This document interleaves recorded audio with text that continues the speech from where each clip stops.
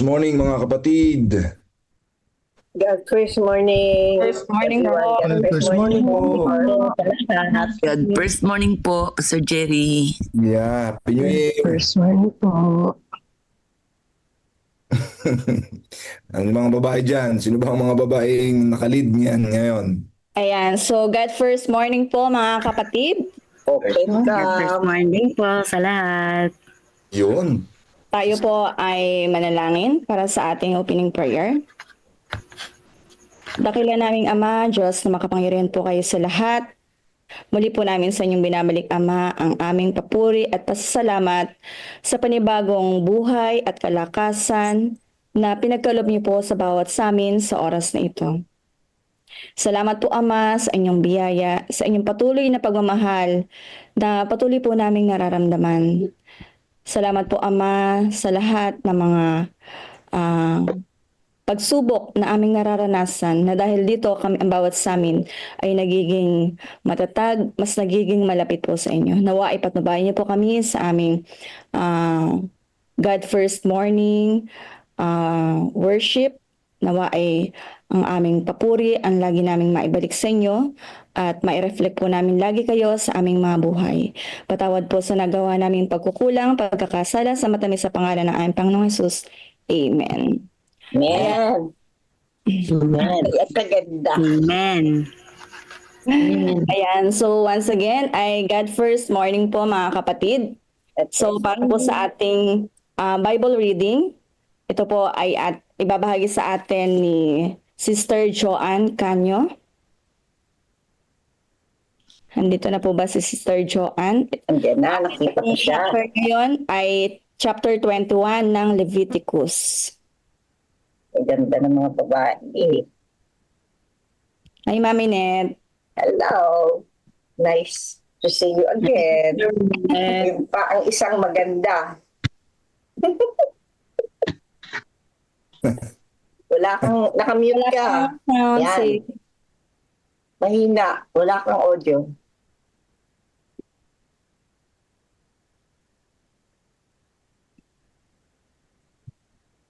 Baka nakamute ka, Sis Joanne. Hindi, naka-open siya eh. Baka yung ano mo, baka yung gadget mo.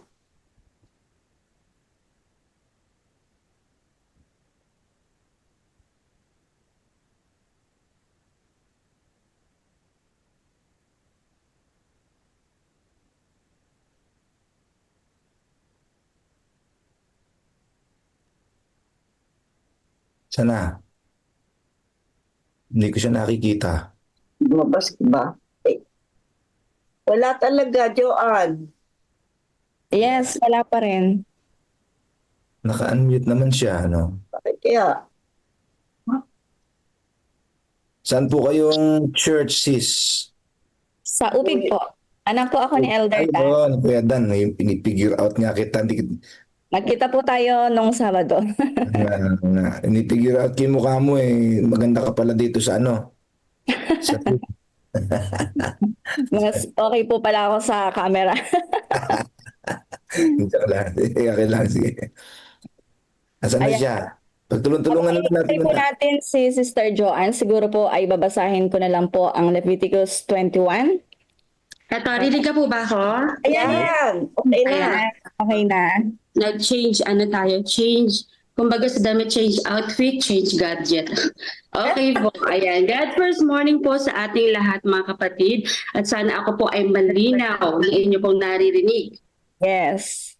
Alright, so maraming po salamat Sister Daisy sa pagpa-unlock din po sa pag-host sa araw na ito. And God first morning sa lahat po ng ating mga kapatiran.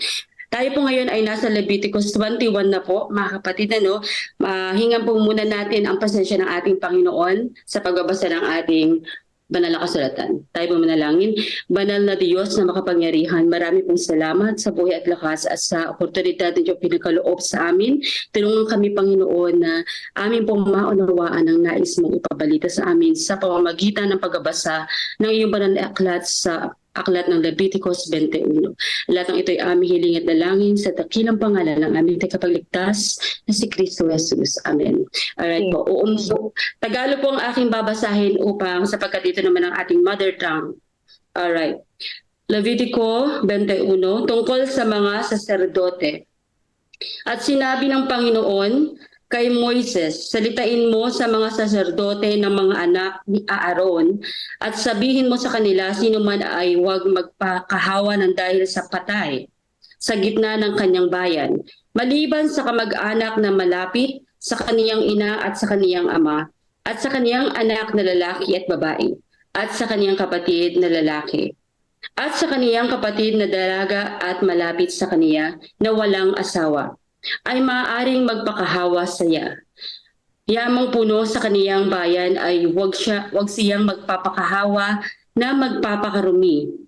Huwag niyang kakalbuhin ang kaniyang ulo o gugupitin man ang dulo ng kaniyang balbas o kukudlitan man ang kanilang laman. Huwag nilang sila'y magpakabanal sa kanilang Diyos at huwag nilang lalapastanganin ang pangalan ng kaniyang Diyos, sapagkat sila ang naghahandog ng mga handog ng Panginoon na pinaraan sa apoy na tinapay ng kanilang Diyos, kaya't sila'y magpapakabanal.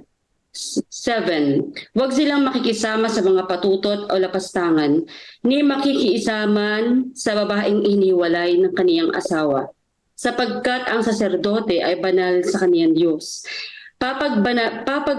Babanalin mo nga siya, sapagkat siya ang naghahandog ng tinapay ng Diyos.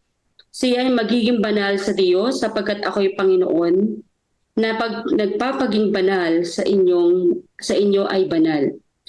At kung ang anak na babae ng isang saserdote ay magpakarumi sa pagpapatutot, ay kaniyang binigyan ng kahihiyan ng kanyang ama at siya'y susunugin sa apoy.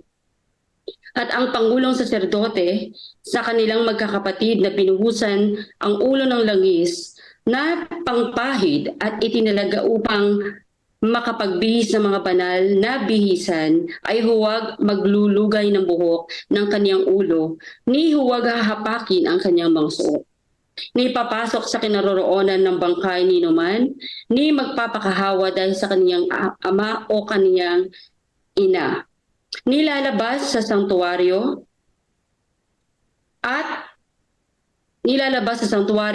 nilalapastangan ng santuaryo ng kaniyang Diyos, sapagkat ang talaga ng langis na pangpahid ng kaniyang Diyos ay nasa ulo niya.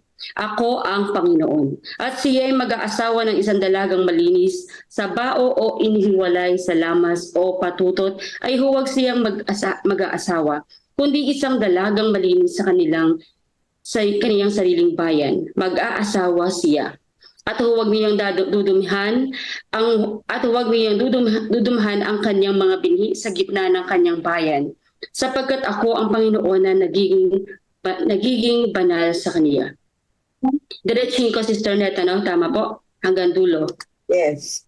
Yes po. 16. At sinalita ng Panginoon kay Moises na sinasabi, iyong salitain kay Aaron na iyong sasabihin, sino man sa inyong mga binhi sa buong panahon ng kaniyang lahi na magkakaroon ng anumang kapintasan ay huwag lumapit na maghandog ng tinapay ng kaniyang Diyos.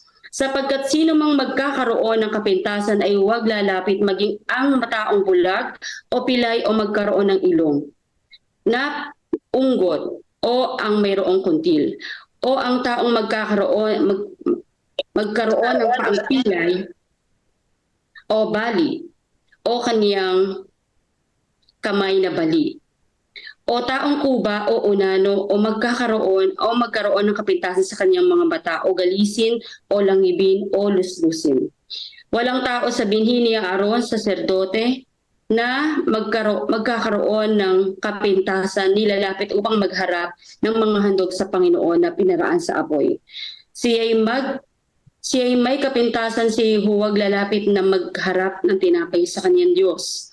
Kaniyang kakanin ang tinapay na kaniyang Diyos, ang pinakabanal at ang mga bagay na banal. Hindi lamang siya papasok sa loob ng tabing o lalapit man sa dambana, sapagkat may kapintasan siya upang huwag niyang lapastanganin ang aking mga sanktuaryo. Sapagkat ako ang Panginoon na nagpaging banal sa kanila, gayon sinalita ni Moises kay Aaron at sa kanilang mga anak at sa lahat ng mga anak ng Israel. Ayan po. Ayan po ang kabuuan ng Leviticus 21. Mga kapatid, tayo ngayon po ay dadako na sa ating reflection. Tama po, Sister Ned po? Idediretso ko na po muna. Doon po sa Leviticus, nung akin po itong nabasa ng kabuuan, ay ako ay na-curious doon sa detalye at instruction ng ating Panginoon. Sapagkat sa ngayon ay ang sanctuaryo natin o ang ating tabernakulo, ang templo ay ang ating iglesia, tama po ba? Yung building po, alam po natin ang church ay tayo, yung building na ang sabi ng Panginoon dito ay kailangan ay wala tayong kapintasan. So ngayon, sa tagal-tagal nating pakikinig sa lahat ng mga pastor at lahat ng mga nagbibigay ng mensahe, sa panahon natin ngayon mga kapatid po, no, sapagkat ang ating Panginoon Panginoon talaga ang ating high priest. Ito ay sumasaklaw sa priesthood ng Levitical priesthood ng panahon po na yaon.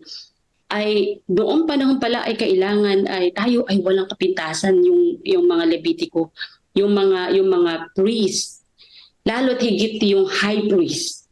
So, nakita natin dito kung gaano ka-importante at kabanal yung sanctuaryo ng mga panahon na yaon, noong ancient Israelite. Doon po sa pagkakataon na kailangan ng isang saserdote ng ating Panginoon ay compose yung kanyang sarili kung sakali siya ay mawalan ng kamag-anak, kailangan pala ay mapakita sa kanya na siya ay talagang itinalagay ng ating Panginoon. At hindi nila dapat hawakan yung patay na laman, na tao. Tama po, no? Yung priest po yun, no? Yung priest. Ngunit sila ay pinagbigyan ng pagkakataon na kapag kanilang pamilya ay maaari din naman. Ngunit kapag ikaw ay high priest, kahit ang iyong kapamilya, ang iyong ina o ama ay hindi mo hahawakan. At kailangan ay makipakita mo yung morning. Natuwa ako dito mga kapatid sapagkat meron din akong na-research na nung mga panahon na yun ay yung pagluluksa nila, di ba po ang pagluluksa ay parang napakalungkot. Malungkot sila pag kami ngunit kailangan kapag ikaw ay priest, kung ikaw ay nasa priesthood, kailangan compose pala ang iyong sarili. At sabing ganoon mga kapatid din, na kapag sila ay naglilingkod sa sanctuaryo, ay sila ay hindi maggugupit. Kasi noong mga panahon din na yun, mga kapatid, di ba galing po sila sa Egypt. So ngayon, yung mga Egyptian ay sila ay kalbo, no? Sapagkat ito ay nagsisimbolo sa kanilang idols, sa kanilang Diyos-Diyosa. At upang maipakita ng Panginoon na siya ang tunay na Diyos, kailangan meron distinct yung priesthood. So sila ay hindi mag-shape. Sapagkat ang sabi, instead of mourning like pagans, they were honor God as the Savior of life. Naisip ko, parang Adventist talaga. Kasi pagka tayo ay nagsiservice sa wake service, hindi tayo pero ngunit tayo ay may respeto. Ngunit hindi tayo masyadong nagde-deprive doon sa sadness, kundi doon sa resurrection. Na po, sa buhay na walang hanggan. Tama po ba? Yung pag-asa kapag tayo ay nawalan or may namatayan. So ngayon mga kapatid, no, napakalaking impact ngayon sa atin pag ating binasa yung itong Leviticus 21 sapagkat napakalaking task pala ang ibinigay sa pagka-saserdote. Gayon din po sa pag-aasawa nila. Kailangan ay walang bahid. Kumbaga parang wala kang bahid. It's pure holiness. Holiness of the priest. At doon sa mayroong kapansanan sa deformities, ay sabing ganun, kung ako, inisip ko, paano pala kapag ikaw ay gusto mong maglingkod, ngunit ikaw ay mayroong deformities. Wala palang chance, no? Wala palang chance. Pero kung atin pong makikita na sapagkat ako ang Diyos, lagi pong inuulit ng ating Panginoon, ako ang Diyos na nagpapaging banal. Na po? So, kailangan ang maghahandog sa kaniya ay wala din pong kapintasan. Tama po. Yung priest nga ay kailangan ay walang kapintasan. So yung mga maghahandog din po ay kailangan ay walang kapintasan. At ang inihahandog ay walang kapintasan, then yung naghahandog din naman ay dapat ay walang kapintasan. At dito rin po, nakita rin po natin na Christ in Leviticus. Alam natin mga kapatid, ang ating dakilang Diyos na si Kristo ay ang siyang ating punong saserdote. Siya yung ating high priest, mga kapatid. At nakita naman din natin na dito sa 21, makikita natin yung mga priest dito, kahit yung sa mga una pa po, ay hindi sila talaga perfecto, no? Talaga sila perfecto. Pero ngunit alam natin sa mga susunod pa at hanggang sa kaduluduluhan na ang nakapagtalaga at nakagawa at siyang ating dakilang saserdote ay ang ating Diyos. Makikita natin dito, nagre-reflect talaga yung ating Panginoong Diyos sa Leviticus 21 na para bagang itong sinasabi dito ay nakikita natin yung ating Panginoong Kristo dito.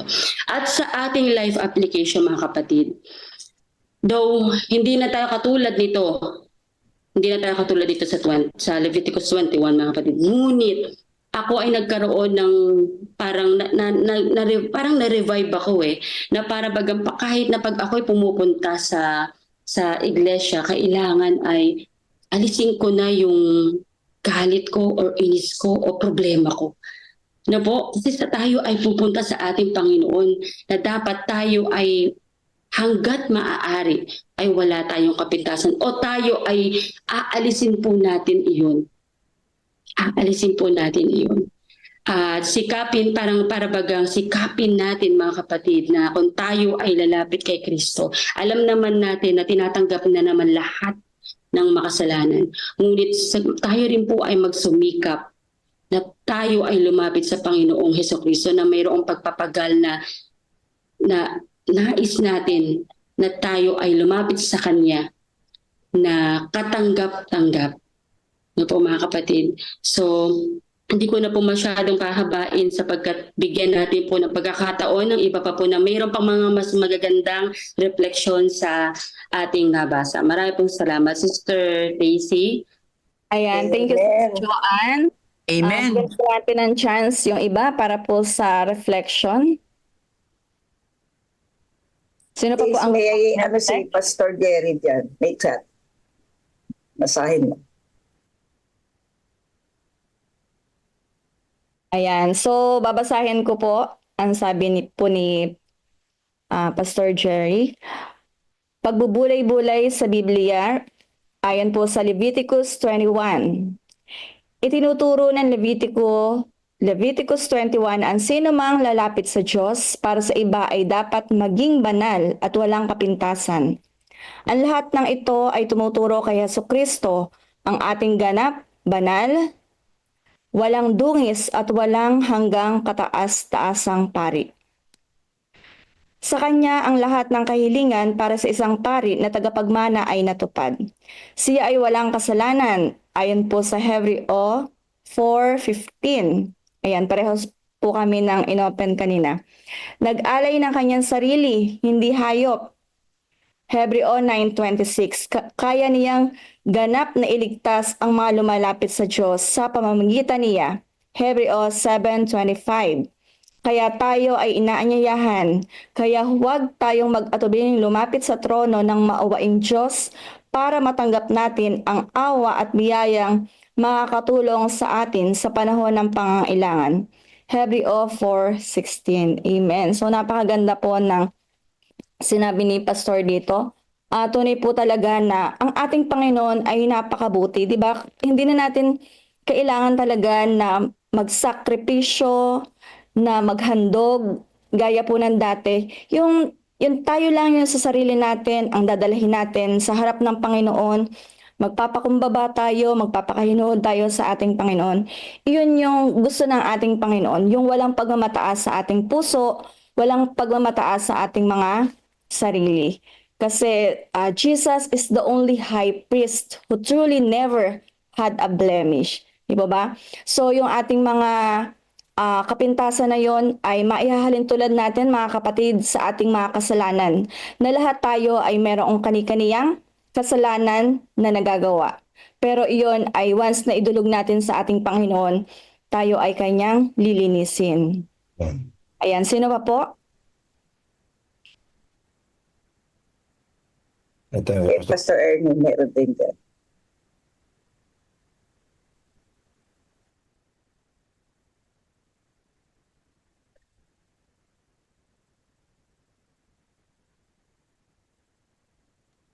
nakamute ka sis. Sorry po. Ayan, unang leksyon na matututunan daw po, makuha po natin dito. Ang banal na paglilingkod ay nangangailangan ng banal na buhay. Hindi sapat ang talento o posisyon sa paglilingkod. Ang Diyos ay naghahanap ng mga pusong dalisay, may takot sa Kanya. Ikalawa, tayo ay mga pari ng Diyos, maging spiritual na malinis, tayo tinawag sa kalinisan ng puso, isip at gawa. Romans 12:1-2. Ikatlo, ang Panginoon ay banal, kaya't huwag nating maliitin ang paglilingkod. Ano mang ginagawa natin para sa Diyos, pag-awit, pagtuturo, pagbibigay, dapat gawin ng may takot at galang. Hindi pwede na ito. Ayan, meron po ditong additional. In addition, list for leaders includes directives regarding marriage and family, aptness to teach, not being given to wine, but in general, they're less about being set apart and more about how best to serve. We are all called to the excuse me, to the ministry of reconciliation to represent Christ to the world. May we all reflect the purity of Christ in character, in purity in dealings with others. Amen. God bless us all. Amen. Ayan, sino pa po ang gustong mag-reflect? Amen, amen. Yan. Pwede po ba ako? Yan. Sige po. Okay. God first morning po. Magandang umaga sa lahat. Ano po? Nabanggit po kanina sa banal na kasulatan yung salitang magpakabanal kayo. Maraming mga tao ang nagpapakabanal. At marami silang ginagawang mga bagay upang maituring nilang sila ay banal. Pero alalahanin natin mga kapatid, ano man po ang gagawin natin upang ituring at sabihin natin tayo ay maging banal. Kailanman ay hindi tayo magiging banal. Maalala po ba ninyo yung karanasan ni Eva at Adan doon sa Harden ng Eden upang matakpan yung kanilang pagkakamali at kahubaran, kanilang binihisan ng kanilang sarili ng mga dahon. Okay. Pero kailanman ay hindi naging katanggap-tanggap yung ginawa nila. Hindi okay. Ang ibig ko pong sabihin ay ang buhay po natin, kahit anong gawin po natin,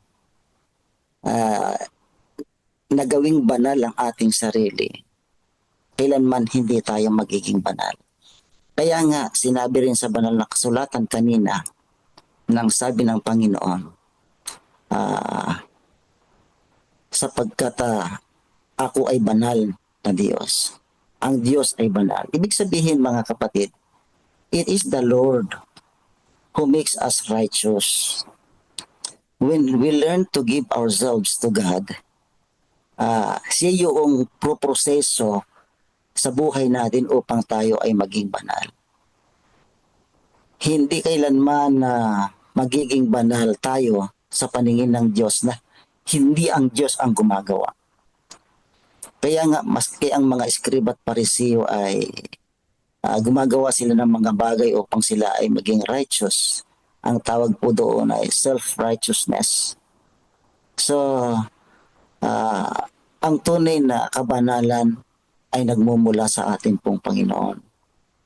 Doon lamang siya gagawa kapag naibigay natin ang ating sarili sa Kanya.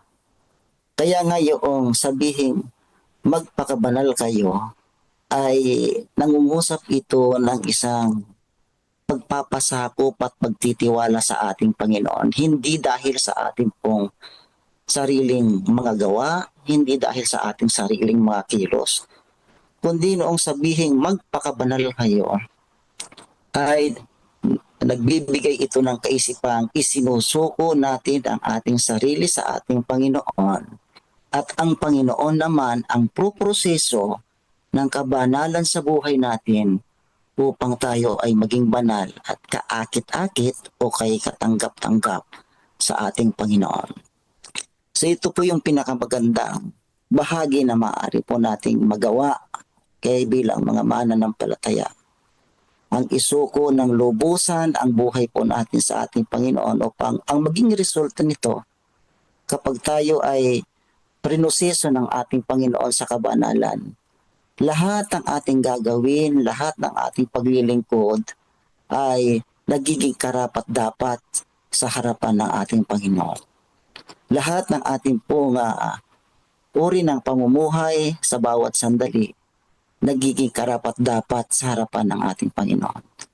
At ito rin ay nangungusap ng ating uri ng pagsamba sa ating pong Panginoon.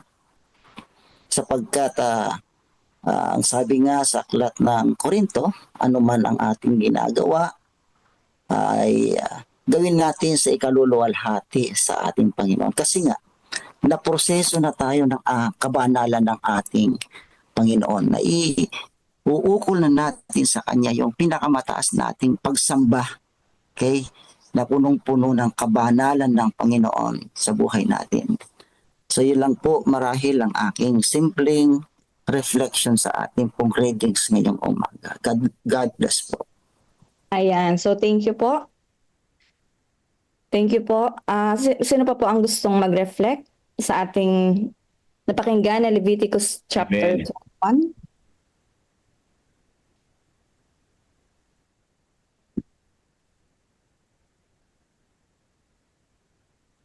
21? Meron Si po. Sister Net po ata naka-raise hand.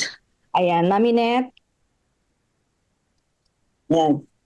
Tulad nung sinabi kanina, yung binasa mo kay Pastor Gary, ang sabi nga niya doon ay naliwanag niya doon ng gusto yung kahulugan ng chapter 21. Dito nga na, nagbibigay dito sa atin bilang ang ating Panginoon ang nauna. Nauna siyang naglatag ng kanyang mga nais na ipagawa sa atin, ano ang dapat nating sundin, ano ang dapat nating gawin sa ating pamilya, sa ating iglesia, sa ating mga leader. At yun nga, binigyan tayo ng direksyon. Ganun din, nagsimula sa ating Panginoon, binigay niya sa atin, sa mga leader, at ngayon sa ating nga, ay sa ating na mga pastor, sa ating mga leader din sa iglesia, kung paano natin ayusin, kung paano natin gagawin ang mga tamang mga paraan sa ating mga unang-una sa ating pamilya, sa pag-aasawa, sa pagsasamahan ng mga kapatiran, ay ipinakita sa atin dito ano ang nararapat natin gawin upang maging maayos, maging karapat-dapat tayo. Sabi nga ni Pastor Joey kanina, maging karapat-dapat tayo sa paningin ng ating Diyos. Hindi pwedeng kailangan ay maayos. Hindi pwede yung okay na to o pwede na to. Hindi pwedeng ganoon. Kailangan ay maayos, ayon at tumutugma kung paano tayo magiging karapat-dapat sa harapan ng ating Panginoon. Kailangan gawin natin ng may kahusayan, may kabanalan at kapakipakinabang. Ganun din ay nasa panukala ng ating Panginoon. Sapagkat siya ang ating itataas, hindi ang ating mga sarili. Yes, amen. Ayan, sunod po natin si Pastor Marin. Happy God First Morning po mga kapatid. Dito po nakita na isa po sa malagagampanin po ng isang pari ay yung pag-aasawa. Yan po palang asawa ng isang pari ay hindi basta-basta. Ano po? Ito po isang halagang bagay na pag asawa ng pari, ito ang kanilang pagpili sa asawa ay may kinalaman sa kabanalan ng kanilang tungkulin. Hindi ito diskriminasyon, kundi pagkilala na ang relasyon ay nakakaapekto sa spiritual na integridad ng isang lingkod. Kaya ang isang pari o pastor ay nag-aasawa sapagkat ito ang nais ng Panginoon. Ito ay yung kanyang asawa ay makatutulong para lalong sumulong at umunlad ng kanyang gawain at patuloy na magkaroon ng isang buhay na malapit sa kanya. Kaya sabi po ni Miss White, the happiness and prosperity of married life depend upon the unity of the parties. Let the young seek divine guidance in the matter of marriage. Kaya bago po kami mag-asawa, kami po'y kinakausap ng ministerial. Pati po yung aming asawa ay kinakausap para ho i-orient sa mga bagay na may kinalaman sa gawain ng isang pastor. At ito ay para kanyang malaman ang pag-asawa ng isang pastor ay hindi biro.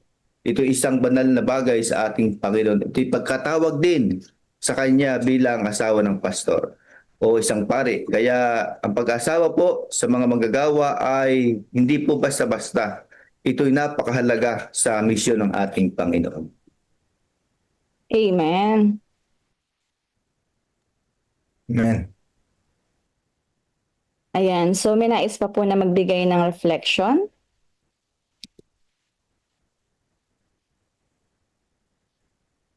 Ayan, kung wala na po, maraming salamat po sa napakagandang reflection, aplikasyon, ayon po sa ating napakinggan at nabasa na Leviticus chapter 21. So ngayon po ay tayo ay dadako na po tayo sa ating part 2. Lest we forget, ito po ay babahagi sa atin ulit ni Sister Joanne. Ayan, thank you so much po. Ayan. Ayan. Thank you po. Ayan. So atin na pong babasahin ang sa mga bagong panimula, Agosto 5. Ang sabi po dito sa Panaghoy 3:40 ay ating subukin at suruin ang ating mga lakad at manumbalik tayo sa Panginoon. Basahin ko po siya, ito po ay yung 1888 message. Ang panahon mula 1885 hanggang 1900s ay magiging isa sa malaking punto ng pagbabago sa kasaysayan ng Adventista. Haharapin ang denominasyon ang malalaking pagbabago sa halos bawat aspeto ng pagkakakilanlan nito na anapat sa simula ng bagong siglo ay tila iba na ito sa dati niyang anyo. Ang nangunguna sa listahan ay ang napakalaking pagbabago sa teolohiya ng mga Adventista na sa wakas ay nagmumula sa sesyon ng General Conference noong 1888 sa Minneapolis, Minnesota. Nag-udyok ito ng panawagan para sa higit na nakasentro kay Kristo na pangangaral na inilagay ni Kristo sa gitna ng pangangaral na Adventista na hindi kagaya ng dati at humantong sa pagdiin sa kaligtasan sa biyaya sa pamamagitan ng pananampalataya na nakita ng Iglesia bilang katuwiran sa pamamagitan ng pananampalataya. Ang dating diin sa kautusan ay hindi nawala, ngunit nalagay sa angkop na lugar sa panukala ng kaligtasan. Ang bagong focus kay Kristo at sa kaniyang katuwiran ay makakakitaan din ng pagbangon ng mga bagong personalidad sa pangunguna sa Adventismo. Partikular na sina Alonzo T. Jones, Elliot J. Wagner at W. Prescott. Sina Jones at Wagner ay magiging pangunahing mga mangangaral noong mga 1890 na pinangingibabawan halimbawa na ang pulpito sa bawat isa sa 6 na General Conference session mula 1889 hanggang 1899. At sa pagtatapos ng dekada, si Jones ay magiging patnugot ng Review and Herald. Isa sa pinaka-impluwensyang posisyon sa iglesia noong panahon na iyon. Ang dekada ng mga 1890 ay magiging saksi rin sa simula ng pagbabago sa mga pananaw ng Adventista sa kadyusan. Dahil kung tutuusin sa tuwing magsisimula tayong magsalita tungkol sa kaligtasan sa pamamagitan ni Kristo, kailangang mayroon kang tagapagligtas at banal na spirito na angkop sa gawain. Kasama sa reformasyon sa teolohiya Adventista ay ang pagsabog sa programa sa misyon ng denominasyon na nasa huli dadalhin ito sa bawat bansa. Pagdating ng 1900, talagang magiging pangsanlibutan na ang Seventh-day Adventist. Ang isa pang lugar na malaking pagbabago ay edukasyon. Ang reformasyon sa teolohiya at pagsabog ng misyon ay hahantong sa pagbabago sa sistema ng edukasyon ng denominasyon, kapwa sa orientasyon at sa kahalagahan nito sa iglesia. Ang pagbabagong natuklasan ng iba ay maaaring maging masakit, ngunit mahalaga rin ito. At sabi rin po dito ay, bigyan mo kami ng mga bukas na isipan, O Diyos, habang nakikita namin ang mga pagbabago sa nakalipas at habang dinadala mo kami sa hinaharap. Ayan po. Noong mga panahon po pala na yun, hindi ko po masyadong dadan para makapagbigay din po refleksyon ng ating mga kapatid at ang ating mga mahal na pastor. Ayan, yung 1888, mga kapatid, alam naman po natin yung 1844, the Great Disappointment, at itong 1888 yung message. Ito po pala yung delegates po nito. Ito ay 27th General Conference session po nila sa Minneapolis. At ang delegates po dito na natala ay nasa ilan ba sila dito? Nasa 97 na delegates. At nung sila po pala ay pinadala dito, ay sinulatan po sila ni Ellen G. White na ang kanilang pagdalong ito ay mayroong pinakamahalaga na mensahe ang ibibigay yung General Conference. Yung po pala yun ay yung pagdagdag nila or yung binigyan po sila ng Panginoon ng kaisipan na Christ-centered.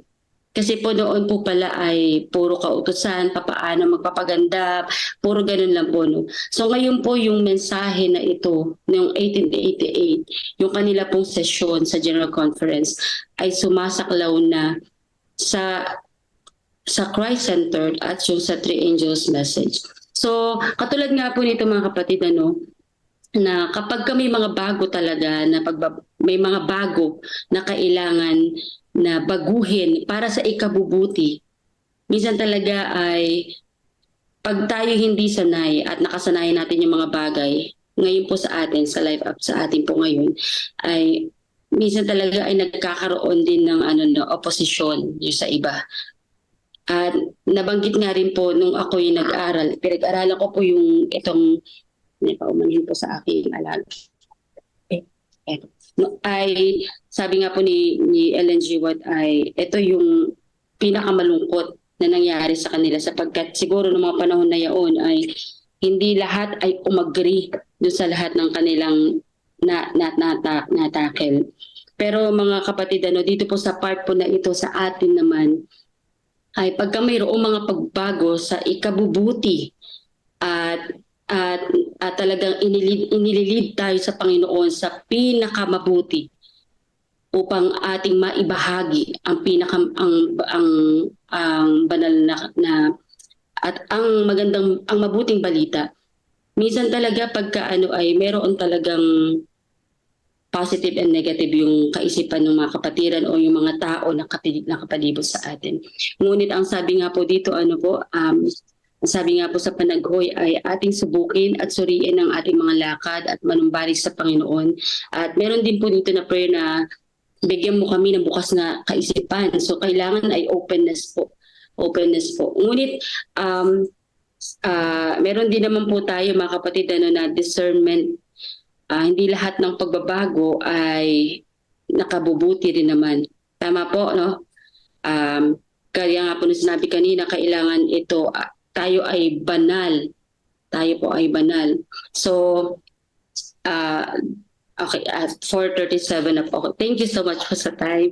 Ayan po. So ayun po mga kapatid, baka mayroon pa pong mayroong mas maganda pa pong makapagbigay ng reflection para maanatin yung time. Thank you so much. Amen. Thank you, Sis Joanne, sa napakagandang paliwanag. Sino pa po ang gustong magbigay ng reflection? Ayan, bigay po natin ng pagkakataon sa aking tatay, kay Elder Dan Cruz. The father and daughter. Pa mga kapatid. Isa po sa pinaka-highlights nung ating binasa ay ang pananampalataya. Tayo po lahat ay mga mananampalataya ng ating Panginoon, pero iba't iba lang pong posisyon o tungkulin ang ating ginagampanan sa ating pong paglilingkod. Mula General Conference, patungo sa ating mga komperensya, misyon, union, iba't ibang posisyon po ang ating kinatatayuan para sa paglilingkod sa Panginoon. Alam niyo po, ang pananampalataya ang isang pinagkaloob sa atin ng Panginoon na sa pamamagitan nito ay pwede tayong maging masaya, pwede tayong maging panatag. Pwede sa pamamagitan ng ating pananampalataya sa Panginoon ay hindi maging mahirap sa atin ang magtapat. Sa pamamagitan ng pananampalataya, pwede nating makita yung mga pangako ng ating Panginoon, yung kanyang mga kabutihan, yung kanyang mga binibigay sa ating mga pagpapala. Mga kapatid, kaya napakapalad po natin mga kapatid na tayo ay mga nakabilang sa mga taong mananampalataya sa ating Panginoon. Ang tangi lang po nating magagawa mga kapatid, ating maging response sa ating Panginoon, ating patuloy na idalangin na manatili po tayo sa isang matatag, sa isang matibay na pananampalataya upang yung kanya po mga pangako ay pinakikita sa atin, pinagkakaloob sa atin mga kapatid, ay atin pong matamasa. Hindi lang sa panahon darating, kundi habang tayo pinaghihintay, habang tayo naglilingkod, maramdaman na po natin ang kanyang mga pangako sa pamamagitan ng ating tunay na pananampalataya. Yun lang po, kay God first morning. Amen. Amen. Thank you po sa napakagandang paliwanag at karagdagan. Sunod po natin si Pastor, ating President. Ayan. Sige, salamat po, Sister. Ito pong ating binabasa ngayon ay totoo po na napapakita sa atin na hindi po talaga naging madali para ho sa ating mga pioneer ang ilagay sa mga highlight ng tamang mga aral yun pong ating mga misyon, yung mga pagpipreach o yung tinatawag nating evangelistic na mga approach, lalo na yung paggamit ng ating mga beliefs, no? Yung pag-share ng ating mga beliefs. Naging masakit po ito sa ating mga leader. Kinakailangan po ng matinding debate, mga kapatid. Alam natin lahat na noong pong 1888 ay na-highlight po doon ang tinatawag nating righteousness by faith kasi nasanay po ang ating mga pioneer na matatanda na ang highlight po ay ang Ten Commandments at saka yun po yung Sabbath. At yun ho ang naging sentro ng pangangaral na parang pag hindi mo yun sinunod ay hindi ka maliligtas. Kaya na naging mahirap po sa mga taong tawag dito, ang mga Adventist noong mga panahong iyon ay hindi masyadong naging katanggap-tanggap sa karamihan. Pero ito po mga kabataang mga leader natin, yan sila E.J. Wagoner, si Alonzo T. Jones, yan po ay mga young people po yan mga kapatid. Mga bata po yan pero mga theologian po sila. Pero ang naging kabatal po nila dyan ay yung pong mga, siyempre yung ating pong naging presidente ng General Conference, si George Butler, si Uriah Smith, sila po yung mga editorial work po yung trabaho nila sa Review and Herald, ay naging matindi ho ang tagisan ng kanilang mga theology at nasumpungan po na pinakita po kay Sister White na panahon na ng panahong iyan na ang ating belief ay mag-shift to represent our church, na ang ating pong tinuturo ay hindi po nakasentro lang sa utos kundi kay Kristo. Si Kristo po ang sentro ng lahat. At ito pong payo ni Sister White ay hanggang ngayon ay para sa ating lahat. Marami pa rin po tayong mga kapatid na hindi po makahiwalay saan na yon, sa genes na yon na ang law ay makapagliligtas, no? Hindi, si Kristo po ang ating tagapagligtas. Nagiging masakit po yan sa history ng ating church, pero yan po ay naging malaking pagbabago sa shift ng ating massive mission approaches, no?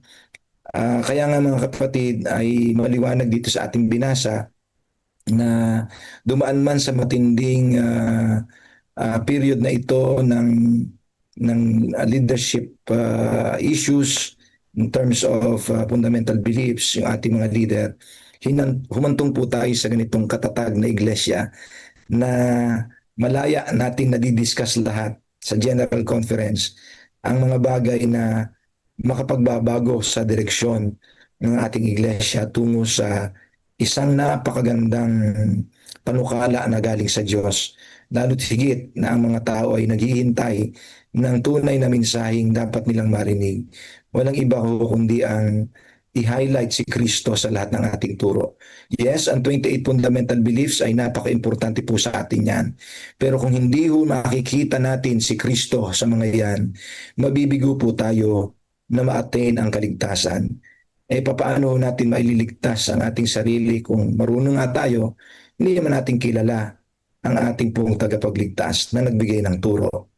Kaya nga mga kapatid, painful, and yet we became a successful church because of the crisis that we have gone through in this General Conference. And we are waiting for Jesus to come until the day, mga kapatid, maaaring sa General Conference session sa Minneapolis again, pero mga kapatid, Indianapolis ang ating pong susunod na session, o kung hindi man, sa langit na po tayo magkikita-kita dahil si Kristo na ating tagapagligtas ang sentro ng ating buhay. Kailangan ng sanlibutan si Jesus Christ, mga kapatid. So let us share Jesus to the world. Amen. Amen. Amen. Ayan. So napakaganda po ng sinabi ng ating President. Amen. Amen. May nais pa pong magbigay ng reflection. Mic check. Okay na po. Ayan, okay po. So tayo po ay dadako na sa ating prayer. Sis Joanne. Pray po. Sige po, tayo po. Okay po. Alright. Tayo po ay manalangin. Banal at dakilang Diyos na makapangyarihan sa lahat. Diyos na may-ari ng aming buhay. Diyos na nagbibigay sa aming Panginoon ng pag-asa. Pinupuri ka namin at sinasampa, O Diyos, sa iyong kabutihan sa iyong mga lingkod.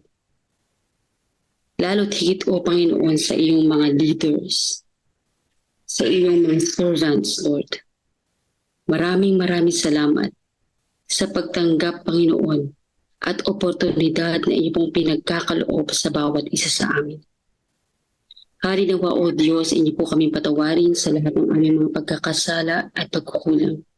Ano man ang nakita mo, Panginoon, sa aming puso, inyo po kaming tulungan na dalisayin ito. Inyo po kami, Panginoon, tulungan, O Diyos, na maglingkod ng ayon sa iyong kalooban. Bigyan kami, Panginoon, ng karunungan na nanggagaling sa kaharian, diyan sa langit. Bigyan kami, Panginoon, ng pusong tapat.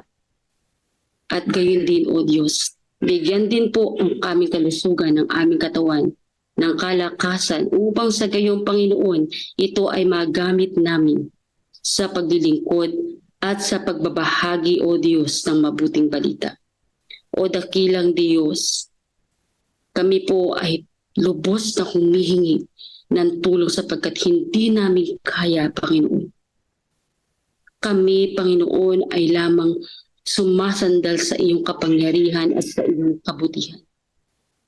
Nawa, Panginoon, hanggang sa iyong pagdating, ang aming paglilingkod ay makita ang liwanag at ang aming Kristo sa aming buhay. At amin po itong maipakita sa kanila. Kami, Panginoon, ay inyong pong gamitin.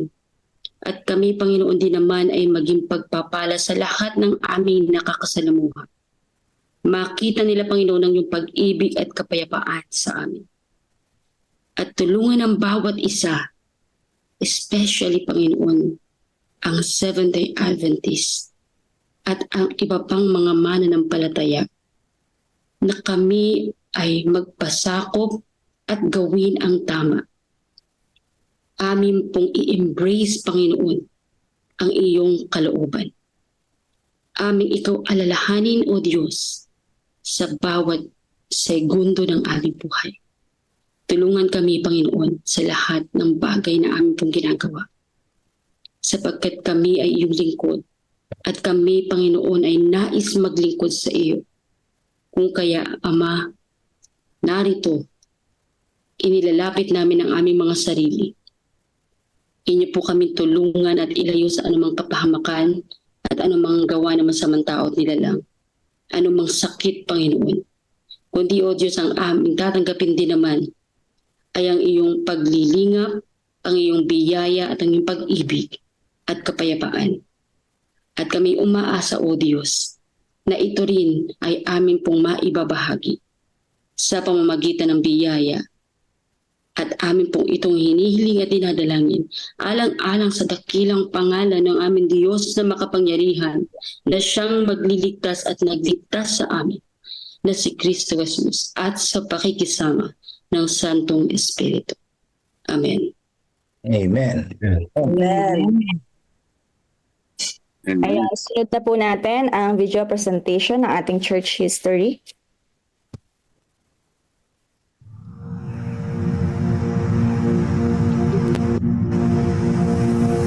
After Jesus returned to heaven, his disciples remained with the awesome task of taking the gospel to the whole world.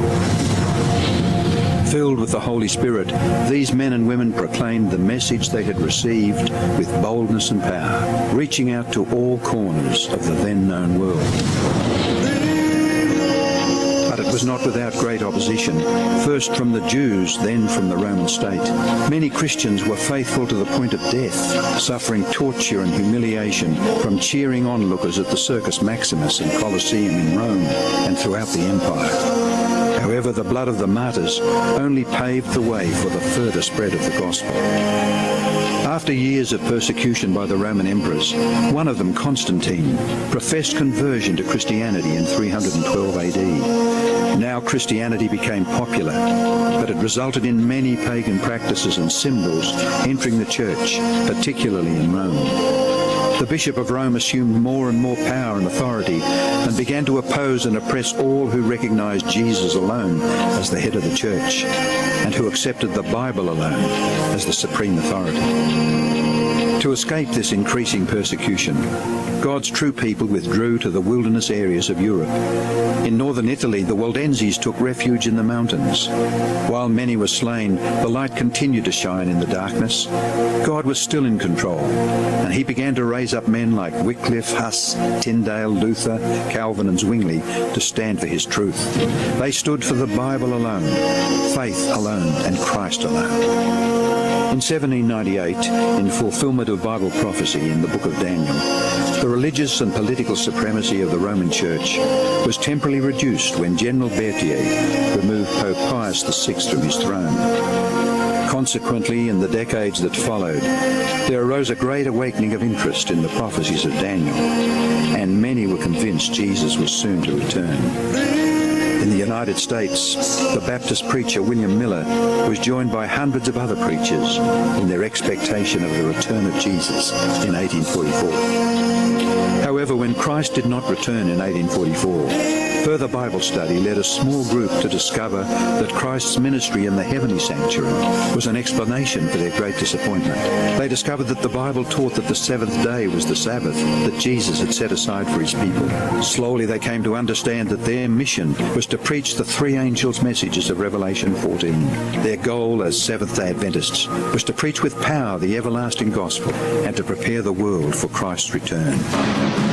More than 160 years have now passed. Years that have brought 2 world wars, numerous military campaigns, financial depression, the rise of atheism and secularism, as well as a booming world population with natural disasters increasing in frequency and intensity. Today, the Church's mission and message is more relevant and urgent than ever in its history. Jesus is coming soon, and the world must be warned. Prepare to meet your God.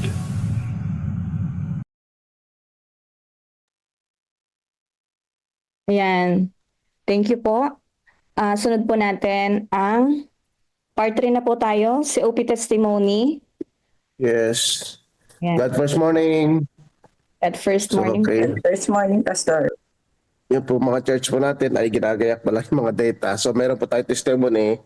Ako po ay mayroong kinausap na director sa ibang mission ay sapagkat sa ibang mission din po ay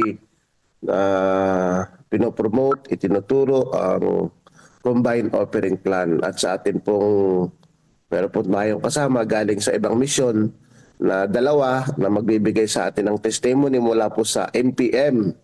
Yan po, akin pong inanyayahan si Sister Sodalin tsaka si Brother Jumar. Ngunit bibigyan po muna natin ng pagkakataon si Brother Jumar na siya ang mauuna mag-testimony. At pangalawa po ay si Sister Sodalin. Brother Jumar, are you here? Nandito po siya eh. Brother Jumar Kalim. Good Brother morning Jumar. po sa inyong lahat. First morning. Yan, ayan. Hello po. God first morning po. Thank you po sa pagtanggap. Thank you po. Sige po, kayo na po, sir. Okay, so yan, may binigay po na guiding questions dito. So doon ko na lang po i-base. So, yan nga po. Sabi po dito, paano mo naunawa ng COP? So, actually, bago rin po ako sa COP. Yung first ko po na narinig ito is may nag-seminar sa amin about stewardship. And then, yung tumatak po sa akin is yung experience ng Baan Church. And through there, napaisip po ako na, wow, amazing naman tong mga kapatid natin na taga-Baan. And then,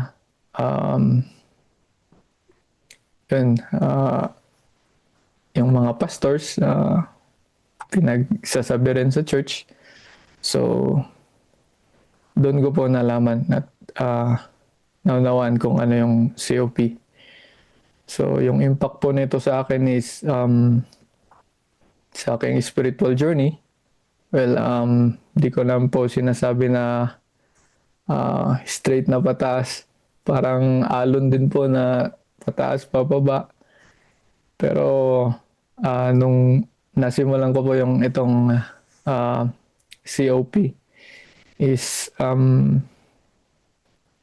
yun nga po, natutunan ko na mas i-trust pa ang ating Panginoon. And napaka-amazing. Doon ko na-experience mismo na amazing yung ating Diyos. And as a commitment, yun nga po, tinatry ko po yung pinopromote natin na 10% or more. So, pinag-pray ko po ng gusto and then sabi ko, Lord, start ko muna sa 10%. Yun. And alam niyo po mga kapatid, hindi naman po, I mean, yung challenge sa akin is paano ko ikakamit yung 10% or more na yun. Yung para bang sustainable or diretso sana. So, yun yung aking challenge and daily struggle po na lagi kong pinagpe-pray. Yan. So, ito naman, next na question. Paano nyo naman po binabahagi sa iba? Yan. So, as of now po, wala pa po ako sa stage na sinashare sa iba. Kasi gusto ko po munang i-experience. Sabi nga, hindi mo ma-share kung ano yung wala ka. So, gusto ko po munang fully ikamit yung aking 10% or more para ma-share din sa mga ibang kapatiran. Pero as of now, nag-start po kami ni Mrs. So, dito po muna sa aming family. So, yun. Through experience siguro, pwedeng mai-share sa iba. Start muna sa amin. Then, yan, bago share sa iba. And number 4, ano po ang ilang challenges? Yun, mga po nasabi ko kanina na hindi naman po straight na pataas. Parang alon din po na minsan bumababa. Yun po yung pinaka-main na challenge sa akin. Lalo na po, may dalawa akong anak.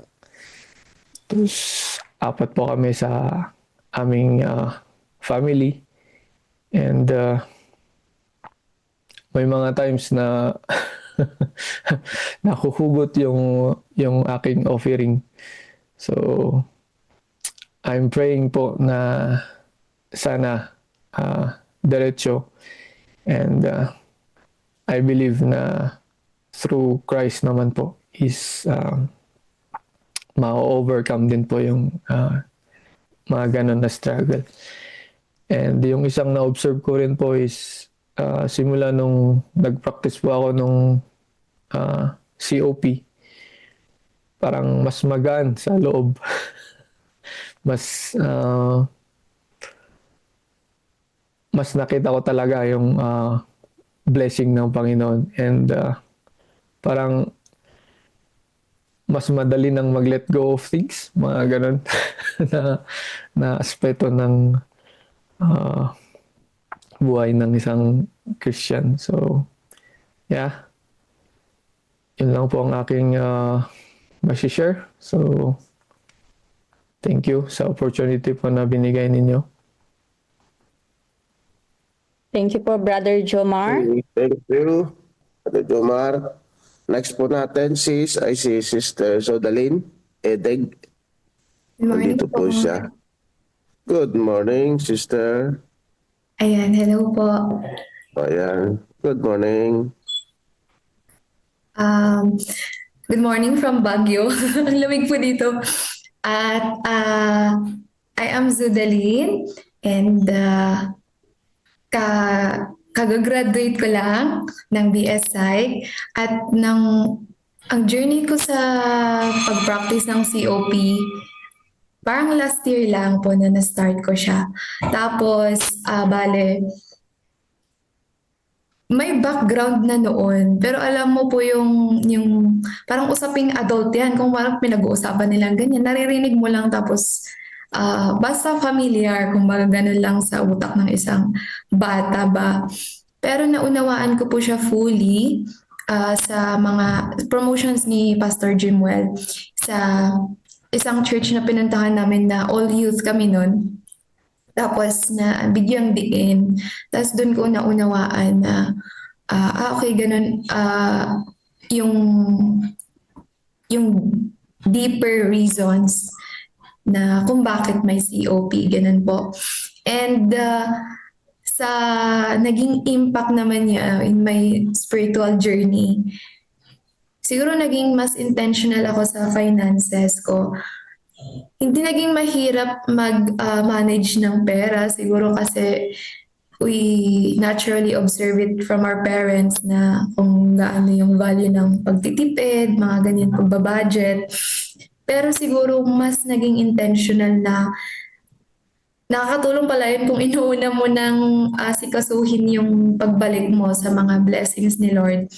Parang mas nagiging mindful ako sa kung paano ko gagastusin yung mga natitira, tsaka paano ibabudget, ganyan. So parang na-instill yung discipline po na may sa bawat gagastusin, bakit ko gagastusin, parang ganun. And then sa nabuong commitment ko, same po kay Kuya Jomar, ayan, as of now, ang nahabitual ko po na nakukommit is 10% offering. And sa kung paano ko na-share, dito po challenging kasi the more I understand it, the more also that you see the context of other people wherein parang ang hirap po sabihin na yung alam mo po yung paycheck to paycheck sumahod or yung kunwari yung sahod ngayon tapos magagastos din ngayon, yung mga ganun po. Parang ang hirap sabihin na hindi, mag-commit ka lang ng ganyan, ganyan. So bale, for now, ang masasabi ko po na method of me sharing it is through kung nasabihan na mag-testimony, saka lang ako mag-share. Kasi parang hindi na nakakaya, parang more on parang sensitive sa condition ng other na hindi din hindi nila fully mag-grasp yung concept. Kaya yun, doon na lang sa testimony doon ko ini-inject na hindi din naman ganun kadali, it's not as easy, ganyan. Tapos blessing din po na maka-experience ng mentors around me growing up na kasi converted po kami around grade 9 po ako. So parang nasabihan ako na kahit gaano kakunti yung allowance mo, ganyan, kung 100 yan, magiging magtabi ka, ganyan. So parang naging mas madali po yung process niya po. And then, pero ang parang fully na practice ko po talaga is on yung pag-experience yan, parang kay Kuya Jomar. And so parang ang pinaka-primary na i-influencean ko yung sister ko po, yung mga younger siblings ko and yung mga nakakasama ko around here. Kasi po media volunteer po kami and parang I live around youths din dito po sa MPM. And yun yung parang value of demonstrating yung thriftiness na tipid-tipid din. Or yung simpleng pagluluto na lang, hindi kakain-kain sa labas, ganon, para makasave. And from there, it becomes easy na magbalik kay Lord. Ayun po. And yung challenge is, kung yung na-instill sa akin nung COP is disiplina, yun din po yung challenge. Kasi parang minsan kung lalo na kung bayaran nung ng mga tuition, tas nagsasabay, tas hindi ko man alam kung magbabayad ka din ng tuition, nawawala din yung mga gasol, ganun ba? Tas nawawala yung mga stock, natatapon na. Parang wala na po sila lahat.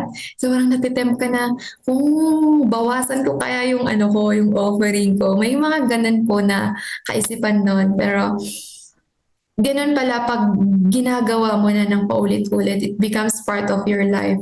At yung pag-intindi na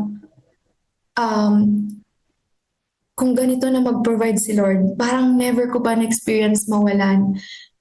Mayroon parang tight yung budget, pero we never nawalan. So the least I could do is be an obedient steward. Ganun yung realization pa sa akin na kung ganito na magbigay si Lord, so dapat ganun na din dapat ako magtiwala. So continuous pruning po siya sa practices ko na para ma-instill yung disiplina. Ayun po, and sa overall, madali pong madali po yung parang kung wari may magagastos. Parang ang bilis po nung sa utak ko na ibabalik ni Lord. Para mag-flow ang pera, kailangan mo din gamitin. Yung parang ganun ba, yung hindi ako nag-hoard, pero hindi rin naglulustay. Parang ganun po overall yung natutulong niya sa akin. At sana tuloy-tuloy yun when I will work na po. And good morning, yun lang po. Amen. Amen. Amen. Thank you, Sis Zudalyn. Bago po tayo, ay Yes. nasa po, Pastor Nelson. Wala na po. Thank you, Sir Brother Jumar, tsaka Sister Zodalyn. God bless sa journey ninyo, sa inyong commitment, na buong commitment sa Panginoon. So, 10% or more, pagpalain kayo ng Panginoon. So, back to you, Sister. Okay na tayo. Maraming pong salamat sa mga kapatid natin sa MPM. Yan, thank you po. Bago po tayo dumako sa ating Councils on Stewardship book, God First video po muna.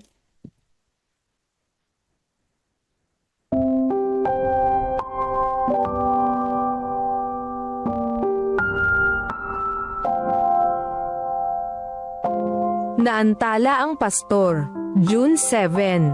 Offertory Reading Devotional. Ako'y nagmamadali at hindi naantala na sundin ang iyong mga utos. Mga Awit Kapitulo 119 versikulo 60. Isang pastor ang nakatakdang magdaos ng evangelistic meeting sa isang bayan. Nang sumunod na araw, habang naglalakad siya sa bayan, hindi inaasahang matagpuan niya ang dati niyang kaklase na hindi niya nakita sa maraming taon.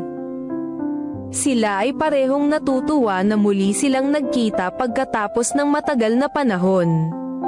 Nag-usisa ang kanyang kaibigan tungkol sa dahilan ng kanyang pagdalaw. Ipinaliwanag ng pastor na siya ay nagsasagawa ng paghahanda para sa evangelistic meeting na nakatakdang ganapin sa buwang iyon. Ang kaibigan ay sabik na sabik sa balitang iyon at nangako na maging pinakaunang tao na magpapabinyag sa darating na pangangaral. Ang kasigasigan ng kaibigan ay nagpaniwala sa pastor na ang kanyang kaibigan ay maaaring tumanggap na ng paanyaya na ibigay ang kanyang buhay kay Jesus. Naisip ng pastor na imbitahan ang kaibigan sa simbahan sa susunod na araw, ngunit hindi niya ito ginawa dahil para sa kanya ay magkikita naman sila ulit sa susunod na 3 buwan. Naghiwalay sila na umaasang magkakasamang muli matapos ang 3 buwan. Hustong 3 buwan ang lumipas at ang pastor ay muling dumating, na nakakadama ng pag-asa sa pag-iisip na mayroon na siyang isang mahalagang kaluluwa na handa para sa binyag. Bihirang makapagsimula ng evangelistic meeting na mayroon na kaagad na nakatalagang magpapabinyag.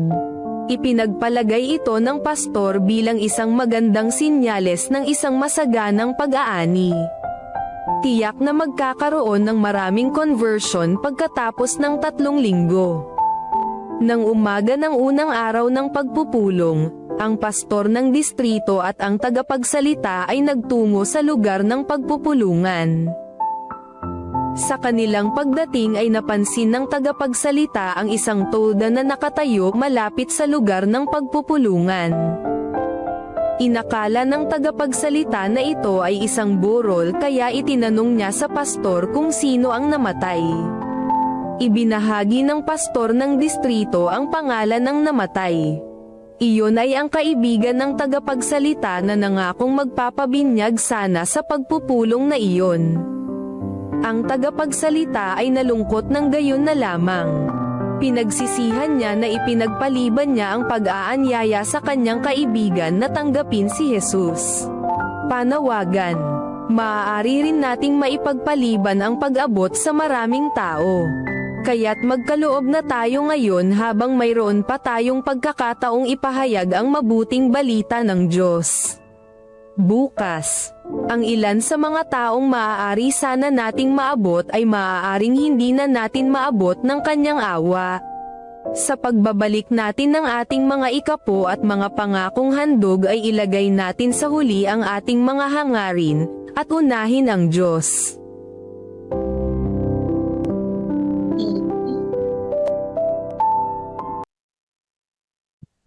Yan, amen. Thank you po. Bigyan na po natin ang pagkakataon sa ating speaker, Sister Minda Fuentes.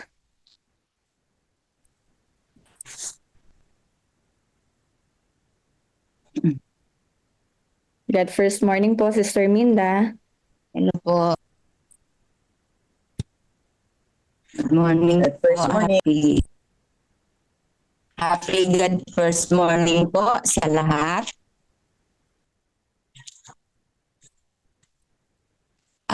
Ang aking pong bahagi ay natungkol sa stewardship na may topic na moving forward in faith o humahayo sa pananampalataya. Aking babasahin. Hindi rin naman pinakamatalinong panukala na huwag kumilos malibang may sapat ng salapi upang magpasimula at magtapos ng isang gawain.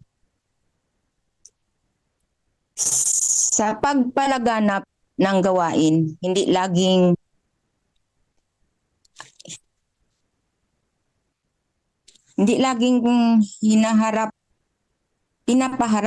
pinapahaharap ng Diyos ang lahat ng bagay na malinaw sa kanyang mga lingkod.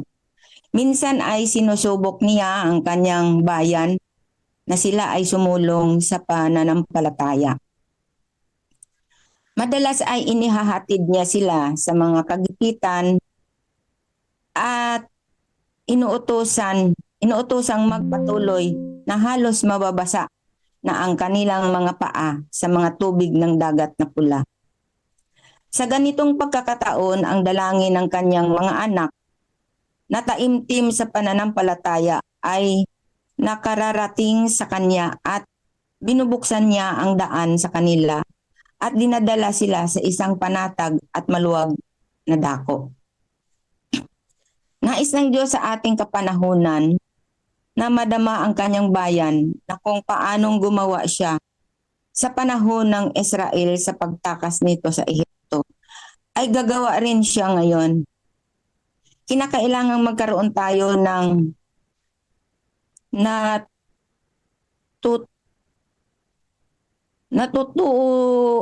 natuto ang pananampalataya na huwag mag-atubiling sumunod sa tagubilin ng Diyos, lalo na sa mga kagipitan. Sumulong ang utos ng Diyos sa kanyang bayan. Pananampalataya at masayang pagsunod ay kailangan upang ang panukala ng Diyos ay maisakatuparan. Kung kanyang itinuturo na kailangang magtayo sa isang dako upang sumulong ang kanyang gawain, ang kanyang bayan ay dapat na lumakad at gumawa ng may pananampalataya.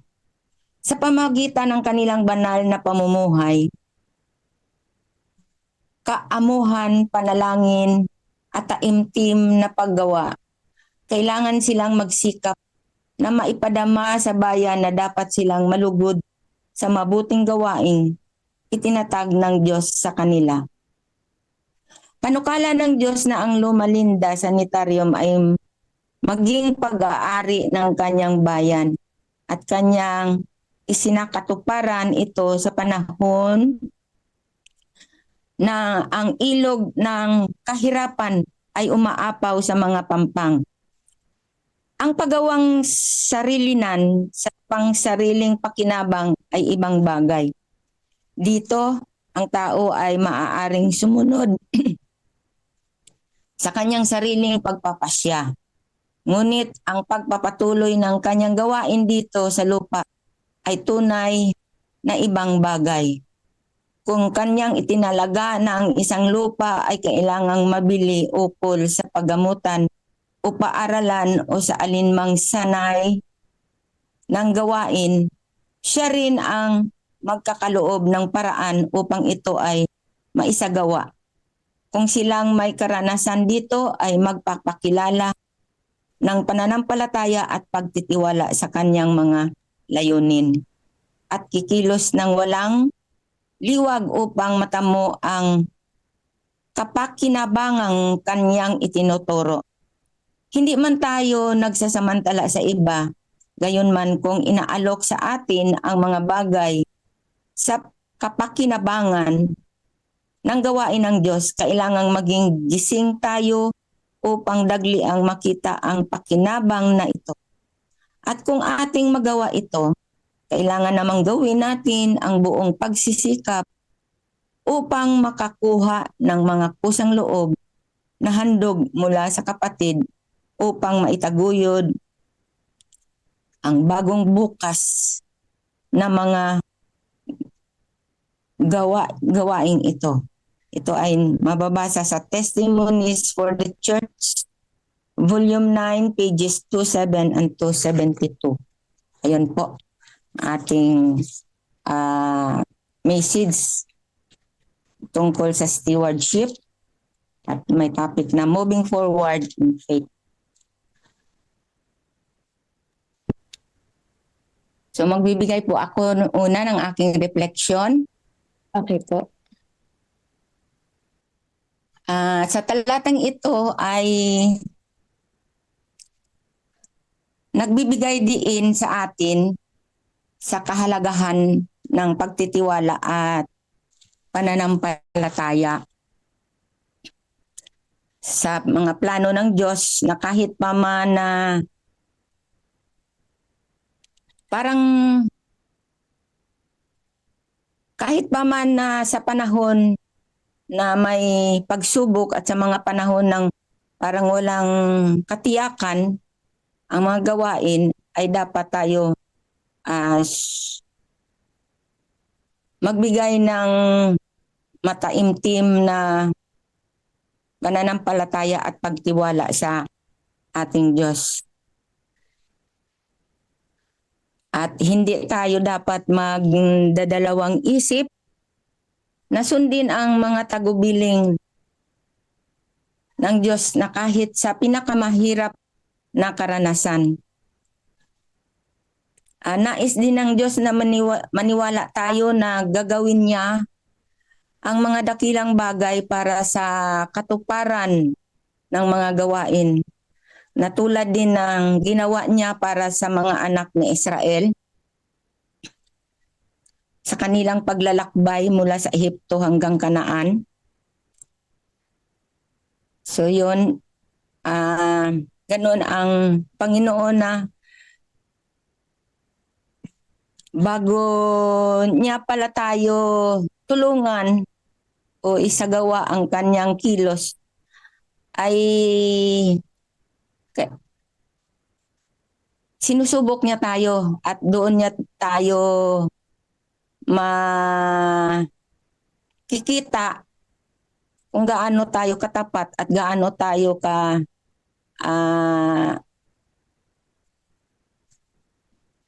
sumunod sa kanyang mga utos, at mapagkitaan tayo na kahit pa man ay nasa kahirapan tayo, nasa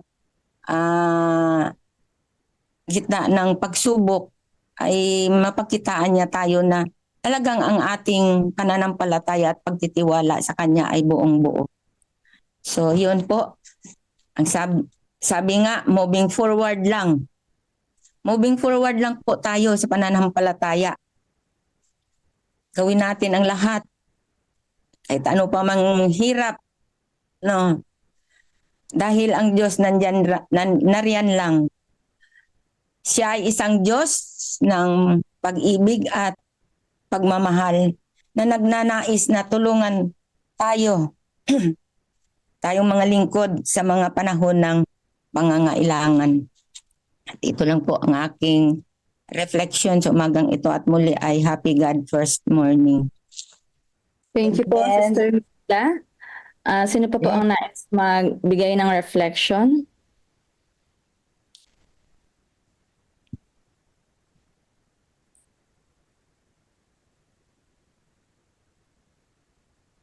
Ayan, so mukhang okay na po. Hello, sis. Yes po, hello Pastor po. Okay. So, napakaganda po ng atin pong reading ngayon, mga kapatid. Ito ay, kumbaga, kung babasahin natin ito ay mabubusog ka sa maraming pananalita ni Mrs. White patungkol po dito sa atin pong pinag-aaralan, mga kapatid. So, dito ay tinutukoy nito yung atin pong mga sangay na atin pong gawain sa iglesia, whether it be for the sanitarium or schoolwork or for any other branch. He will make the doing of that work possible. If those who have experience will show their faith and trust in His purposes and will move forward promptly to secure the advantages He points out. So ito, mga kapatid, itong moving forward by faith, mga kapatid, ay talagang binanggit din dito ang Lumalinda Sanitarium na ibig sabihin, mga kapatid, anumang sangay ng gawain ng ating iglesia ay kailangang maisulong ito ng may pananampalataya at merong pagtitiwala sa Diyos. Mga kapatid, ako, bagamat ang ating, kaya ako lagi kong binabanggit, mga kapatid, ang pagsulong ng gawain ng Diyos, sabi ni Mrs. White, ay nakasalalay sa katapatan ng kanyang mga anak. So, susulong ang gawain ng Diyos kapag ang ang kanyang bayan ay merong pananampalataya. So, whatever we do, we must do it with faith and trust to the Lord, mga kapatid. At kahit pa at alam naman natin sa matagalan natin pinag-aralan ang Council on Stewardship sa mga nakaraan, ay susulong ng mabilis advancement, mga kapatid. Rapid advancement ang gawain ng Diyos kapag tayo ay magiging tapat sa ating Panginoon, mga kapatid. So kapag tayo ay nagbabalik at nagpapasalamat sa Panginoon, kapag tayo nagbabalik ng ating mga ikaput, ng ating mga handog, yan po ay pananampalataya. Susulong ang gawain ng Diyos ng mabilis kapag tayo ay merong pananampalatayang nagkakaloob, nagbabalik sa ating Panginoon. So ang gawain ng Diyos ay hindi madali. Ngunit kailangan nito ng lubusang pagtatalaga at pananampalataya sa ating Panginoon, mga kapatid. So kaya sabi dito, to make no move that calls for the investment of means unless we have the money in hand to complete the contemplated work, mga kapatid. Kaya ang Diyos ay maraming ipinagkatiwala sa atin upang ang kanyang gawain ay matatapos, mga kapatid. So, yan po ang nais ng Diyos sa kanyang bayan, na we are to have educated faith that will not hesitate to follow the instruction in the most difficult experiences. Kaya sabi ng Panginoon, go forward is the command of God to His people. Kaya nga itong mga kapatid ay talagang kung ang bawat isa sa atin ay merong pananampalataya sa Panginoon at pagtitiwala. Anumang sangay ng gawain, anumang school man yan, sanitarium man yan, anumang ipinagkatiwala sa atin ng Panginoon, kapag tayo po'y merong pananampalataya, mga kapatid, susulong po ng mabilis, go forward, mga kapatid. Susulong po ng mabilis ang atin pong gawain, mga kapatid. Kaya ako, sabi ko, ang ating mga sangay ng gawain, bagamat mahirap yan, pero kapag haharapin nating may pananampalataya, isusulong ng Diyos ang kanyang gawain, mga kapatid. Pagka minsan dinadaan ng Panginoon tayo, na ipakita natin yung ating pananampalataya talaga sa ating Panginoon. But the carrying forward of the Lord's work in the earth is entirely another matter. Opo, mga kapatid, matutunan po natin na italaga, isuko ang lahat ng atin pong gawain sa Panginoon, mga kapatid. So, faith and trust ang dito, mga kapatid, ang usapin pagdating po sa stewardship, mga kapatid. So, yun lang, sister. God bless po. Yan, thank you po, Pastor Nelson. Tama po yun. May sinulat nga po ako dito, 3 P's. So yung pananalangin, pagtitiwala at pananampalataya. Yan po yun talagang pinaka maganda nating gawin kasi yung simbahan po namin dito ay naitayo sa pamamagitan ng 3 P po na to. Ayan, so sino pa po ang gustong magbigay ng reflection?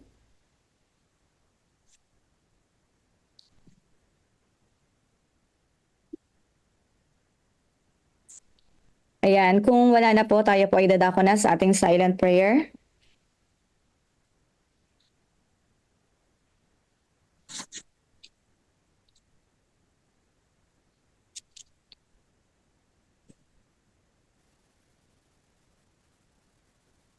Himik ang bayan ng Diyos.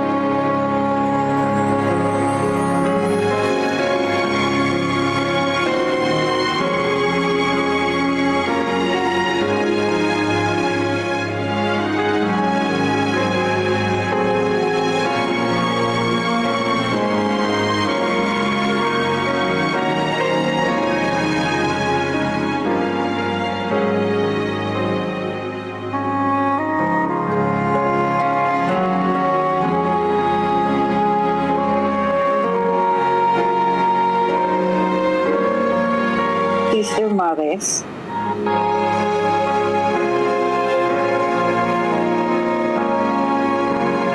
Tayo po ay manalangin. Ama naming banal at makapangyarihan sa lahat, pinupuri, pinadakila po namin ng iyong pangalan, ang iyong kabanalan, kapangyarihan at walang hanggang pag-ibig. Ikaw po ang lumikha ng langit at lupa, ang nagbibigay ng buhay at lakas sa amin sa araw-araw. Walang katulad ang iyong kadakilaan at karunungan. Ikaw ang Diyos na matuwid at tapat sa lahat ng panahon. Sa pamamagitan ng iyong anak na si Jesucristo, pinakita mo ang iyong kabutihan, habag at ang iyong plano ng kaligtasan. O Diyos, sa iyong liwanag, kami ay nakakakilala ng aming mga kahinaan.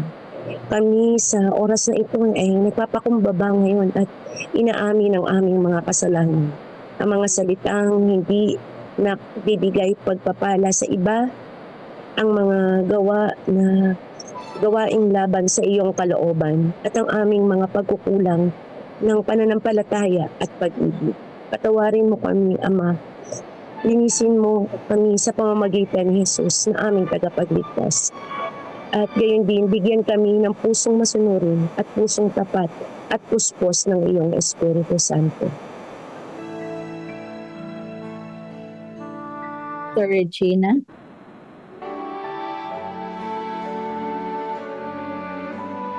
Sister Reggie. Mukhang wala siya. Sige, ako na lang, Sister Days. Okay po, Mami Net.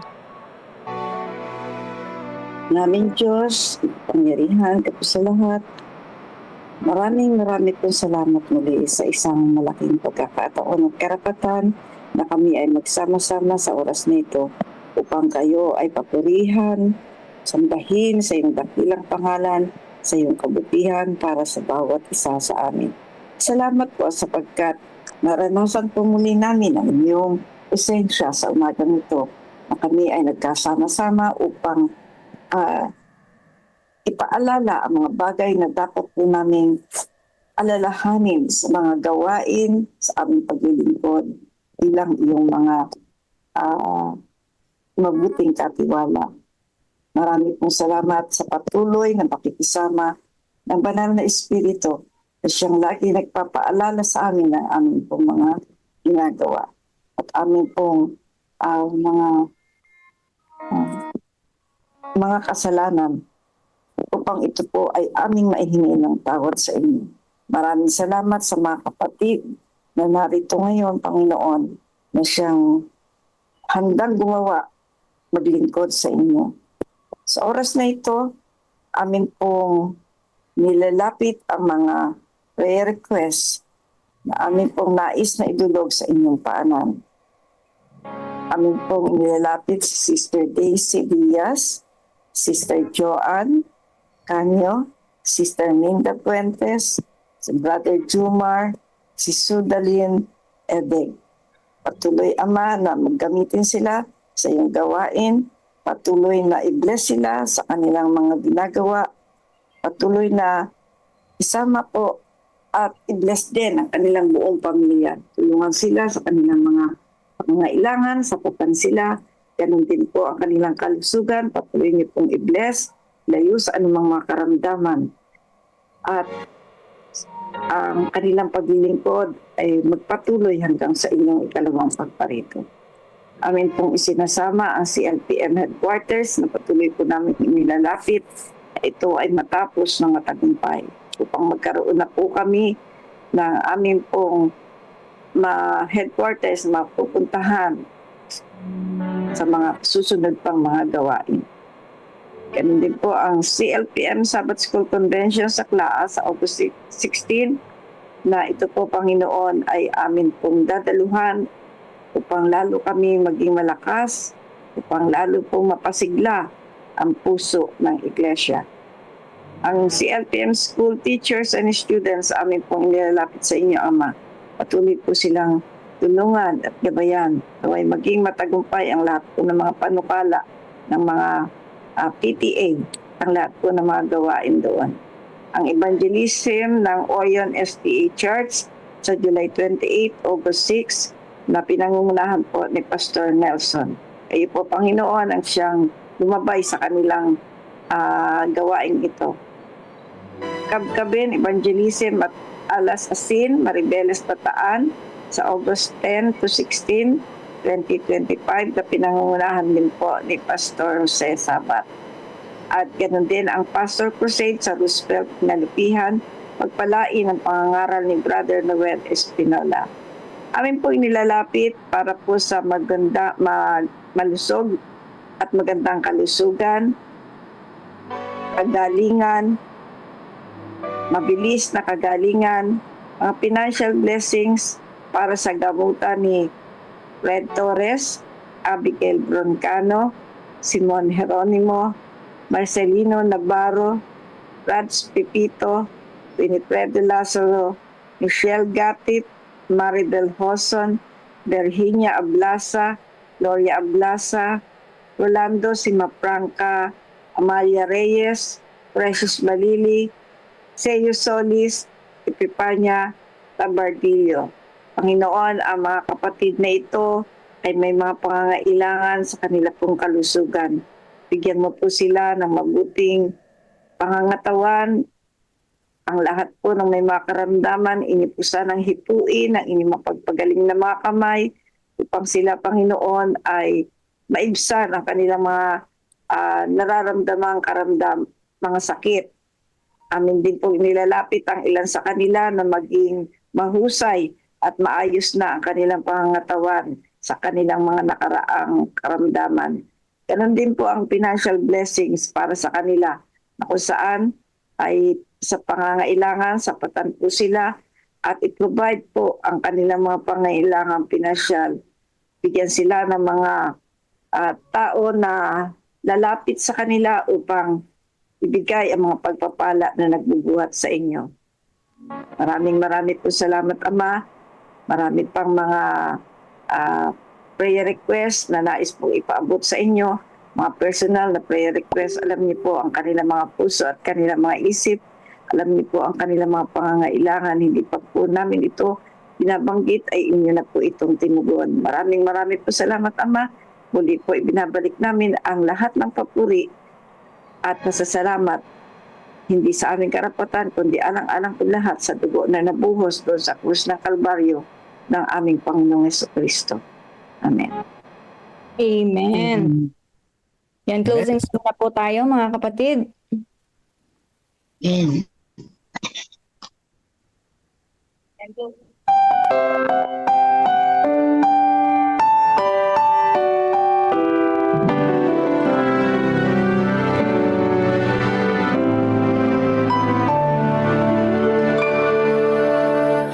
Kapag kay Kristo'y tayo'y magtatapat, sa lahat ng bagay ay magiging sapat. Sa bawat oras, damang patnubay, tiyak nakakamtin, walang hanggang buhay. Ang Diyos ay nangako sa mga taong tapat, sa lahat ng bagay ay magiging sapat. Atin siyang purihin sa lahat ng oras, awit ng pagwalhati ating itaas.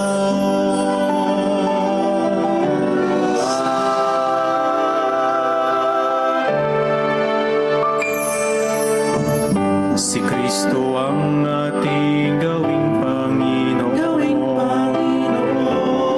puso't isip sa Kanya ituon. Ikaput, handog, talento at mission sa gawain ng ay sumulong. Ang Diyos ay nangako sa mga taong tapat, sa lahat ng bagay ay magiging sapat. Atin siyang purihin sa lahat ng oras, awit ng pagwalhati ating itaas. Gaganin ating napasas sa mga suliranin Kanyang tutipan. Magtiwala tayo siyang tawagan. Tunay na ligaya ay makakamtan.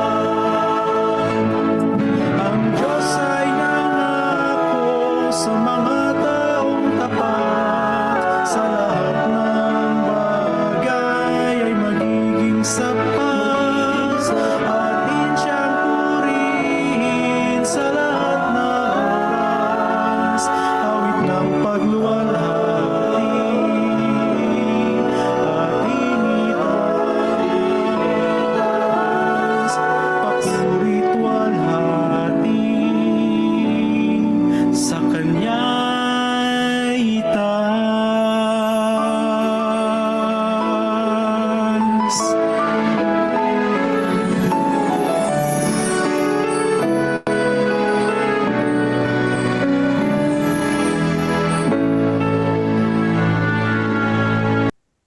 Amen. Ayan, Sister Minda Fuentes para po sa ating closing prayer. Okay po, tayo po ay manalangin. O dakila at makapangyarihan naming Diyos Ama, na ang tahanan ay nariyan sa katastaasan ng mga langit. Aming Diyos na may-ari ng aming mga buhay, na ipinagkatiwala mo po sa bawat isa sa amin. Ikaw ang aming Diyos na naglalang ng langit at lupa. At ikaw lamang ang Diyos na pagsambahin at wala ng iba. Sa iyo lamang ang kapurihan at kaluwalhatian. O Diyos, Ama, kami po ay nagpapasalamat sa umagang ito sa mga aral ng inyong mga salita na aming naaralan sa oras na ito na nagpabusog sa aming mga kaluluwa. Nawa, Panginoon, na ang aming mga natutunan sa umagang ito ay dala-dala namin sa buong araw na ito na makapagbigay sa amin ng karagdagang kalakasan ng aming pananampalataya at pagtitiwala sa iyo. Aming isinusuko ang aming mga sarili, O Diyos, sa inyo. Dahil wala kami po ang karapatan, wala kaming kakayanan sa aming mga sarili. Ano man ang meron kami, dahil kayo po ang nagmamay-ari sa amin. Sa inyo lamang ang lahat na magagaling. Dahil kami ay inyong nilalang lamang, O Diyos. Kaya anuman ang aming mga kakulangan, anuman ang aming mga kahinaan, anuman ang aming mga pagkakasala, Panginoon, naway kami inyong patawarin, tatanggapin upang ang aming mga pagdulog, ang aming mga panalangin, ang mga hinaing namin ay katanggap-tanggap po sa inyong harapan. Nawa, O Diyos, Ama, sa bawat oras, araw ng aming mga buhay, ay kami ay inyong ingatan, gabayan, at ang inyong proteksyon ay siyang aming maranasan sa buong araw na ito. Ang inyong pagmamahal ay aming nadadama, O Panginoon, kung gaano niyo po kami iningatan, paano niyo po kami pinagbibiyaan sa pamagitan ng inyong bugtong na anak na aming Panginoong Hesukristo. Kung wala siya ay wala kami, O Diyos. Hanggang ngayon ay alipin pa rin kami sa kasalanan. Kay salamat sa dakilang dugo ng aming Panginoong Hesukristo na kami po ay pinakawalan sa pagkaalipin ng kasalanan. Ngayon, Panginoon, hinihiling namin ang inyong tulong, inyong gabay na patuloy kaming lumakad ayon sa inyong katuwiran. Patuloy kaming kilusin ng inyong banal na Espiritu Santo na maabot namin ang buhay na may kabanalan. Namin ito mailapit sa inyo ang aming mga sarili na walang kapintasan, walang dungis, dahil iyon ang inyong nais sa bawat isa sa amin ng inyong mga lingkod. Kami ay maglingkod sa inyo ng malinis at kaaya-aya sa inyong harapan at maging responsable kami sa inyong pinagkatiwala sa amin. Ay tulungan niyo po kami, O Panginoon, na magawa namin ito lahat. Na ang inyong gawain, lalo nang higit sa lahat, Panginoon, ang bagong CLPM ay nangangailangan ng lubos ng inyong tulong. Kaya, O Diyos, bawat isa ay mahikayat nawa na maging tapat po. Hindi lamang sa aming mga oras, sa aming mga mga bagay, kundi ganun din sa mga kayamanan na dapat namin ilaan upang sa ikakasulong ng inyong gawain. Kaya salamat, O Panginoon, Diyos, na sa ganitong mga paraan ay nahuhubog kami nagpapalakas sa amin ng aming pananampalataya. Salamat po sa inyong pagdinig, pagtugon ng aming mga hinaing at sa aming mga panalangin. Ito'y aming samot dalangin sa matamis na dakilang pangalan ng aming makapangyarihang Diyos na aming Panginoong Hesukristo na aming manunubos. Amen. Amen. Amen. Amen. Amen. Si OP Chan po tayo. Amen.